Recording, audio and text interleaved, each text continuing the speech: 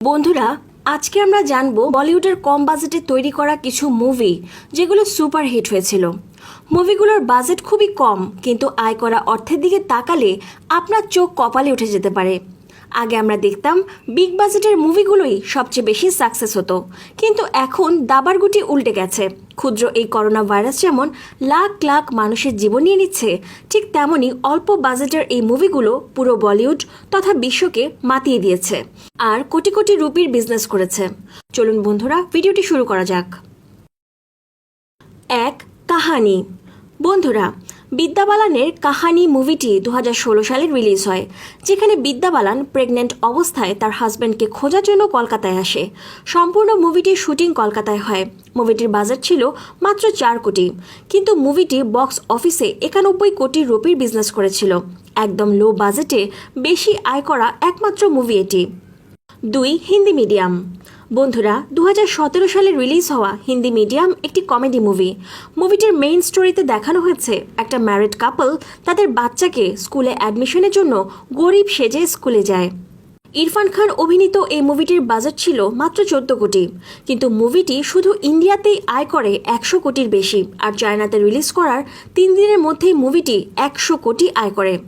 চায়নাতে মুভিটি মোট 200 কোটি রুপি আয় করে। ইরফান খানের জীবনের বেস্ট মুভি এটি, যা সর্বমোট 300 কোটি আয় করে। ওয়াও, এটা সত্যি অকল্পনীয়। 3, সিক্রেট সুপারস্টার। আমির খান অভিনীত এই মুভিটি 2017 সালে রিলিজ হয়, তবে মুভিটির মূল চরিত্রে ছিলেন জারা ওয়াসিম। মুভিটির বাজেট ছিল মাত্র 14 কোটি রুপি, আর মুভিটি ইন্ডিয়াতে 90 কোটির বিজনেস করে। এটা শুনে অবাক হয়ে যাবেন বন্ধুরা, চায়নাতে রিলিজ হওয়ার 3 দিনের মধ্যেই মুভিটি 200 কোটির বেশি রুপি আয় করে, আর এক সপ্তাহে মুভিটি মোট 300 কোটি রুপি আয় করে। মুভিটির সফলতা দেখে চাইনিজ আরও অনেক থিয়েটার মুভিটি রিলিজ করে, আর সিক্রেট সুপারস্টার শুধু চায়নাতেই 810 কোটি রুপির বিজনেস করে। পরে মুভিটা অন্যান্য দেশে রিলিজ হয়, আর এর মোট আয় হয় 977 কোটি রুপি। ও মাই গড বন্ধুরা, আমিও যখন প্রথম নিউজটি শুনেছিলাম, আমিও নিজের কানকে বিশ্বাস করতে পারিনি। 4, আন্ধাধুন। 2018 সালে রিলিজ হওয়া বলিউডের এই মুভিটিতে আকাশ নামের একজন পিয়ানিস্টের মার্ডার কেসে ফেসে যাওয়া দেখানো হয়েছে। মুভিটির ক্লাইম্যাক্স আর স্টোরি দর্শক মহলে এত সাড়া ফেলেছিল যে 32 কোটি বাজেটের এই মুভিটি শুধু ইন্ডিয়াতেই 90 কোটি রুপি আয় করে। আরও একটি মজার ব্যাপার হচ্ছে, চায়নাতে এই মুভিটি সালমান ভাইয়ের বজরঙ্গি ভাইজান ও আমির খানের দাঙ্গাল মুভির সমান 340 কোটি রুপি আয় করেছে। বন্ধুরা, মুভিটি মোট আয় করে 456 কোটি রুপি। এটা অবশ্যই মিরাক্কেলের মতো। 5, দ্য লাঞ্চ বক্স। বন্ধুরা, ইরফান খান অভিনীত দ্য লাঞ্চ বক্স মুভিটি 2013 সালে রিলিজ হয়। মুভিটির মেইন স্টোরিতে লাঞ্চ বক্সে পাওয়া একটি অ্যাড্রেসের মাধ্যমে প্রেম কাহিনী দেখানো হয়েছে, যেখানে দুইজন লাভার্স একে অন্যকে চিঠি লিখত। মুভিটির বাজেট ছিল মাত্র 22 কোটি রুপি, কিন্তু মুভিটি ইন্ডিয়াতে 28 কোটি রুপি আয় করে, যেটা খুবই কম। কিন্তু সবচেয়ে আশ্চর্যজনক বিষয় হচ্ছে, ইউএসের মতো কম্পিটিটিভ ফিল্ম মার্কেটেও এই মুভিটি 50 কোটির বেশি রুপি আয় করে।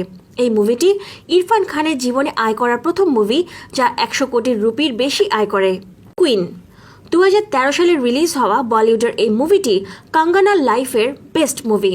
মুভিটিতে স্টোরির চেয়ে কঙ্গনার অভিনয়টা দর্শক মহলকে মাতিয়ে দিয়েছে, এই জন্য সে ন্যাশনাল অ্যাওয়ার্ডও পেয়েছিল। কুইন মুভিটির বাজেট ছিল মাত্র 15 কোটি, কিন্তু মুভিটি মোট আয় করে 98 কোটি রুপি। স্ত্রী। মুভিটি 2018 সালে রিলিজ হওয়া বলিউডের একটি হরর কমেডি মুভি। মুভিটিতে একটি শহরের কাহিনী দেখানো হয়েছে, যেখানে একটি আত্মা রয়েছে। আত্মাটিকে সবাই স্ত্রী নামে ডাকত। রাতের বেলা আত্মাটি শহরের মানুষদের অপহরণ করত। মাল্টিস্টারের এই মুভিটির বাজেট ছিল মাত্র 23 কোটি, তবে মুভিটি সবাইকে চমকে দিয়ে আয় করে 180 কোটি রুপি। মুভিটির সাফল্যের পেছনে হরর কমেডিকেই টার্নিং পয়েন্ট হিসেবে ধরা হয়েছে। বন্ধুরা, ভিডিওটি শেষ করার পূর্বে একটি প্রশ্ন করতে চাই, ভিডিওটি দেখে আপনি কি শিক্ষা পেলেন? বন্ধুরা, মুভি যতই কম বাজেটের হোক না কেন, ক্লাইম্যাক্স আর স্টোরি যদি ঠিক থাকে, তাহলে যে কোনো কম বাজেটের মুভিও ফিল্ম ইন্ডাস্ট্রি কাঁপিয়ে দিতে পারে। তো বন্ধুরা, আজকে এ পর্যন্তই।